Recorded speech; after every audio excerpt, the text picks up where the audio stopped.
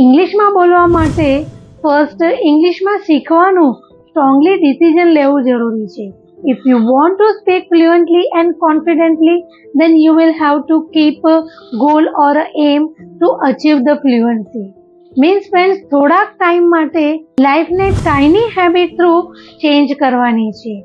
હવે ક્વેશ્ચન એ છે કે ઇંગ્લિશને કેવી રીતે શીખવું? How you will be able to do it. First of all, friends, you will have to develop the listening skill of very simple English content. You can start a tiny way, develop this habit along with your any kind of work by Bluetooth. Because usually starting માં life ને change કરવું easy હોય છે, થોડાક દિવસ એ follow પણ થાય છે, પછી એ ફોલો થતું નથી.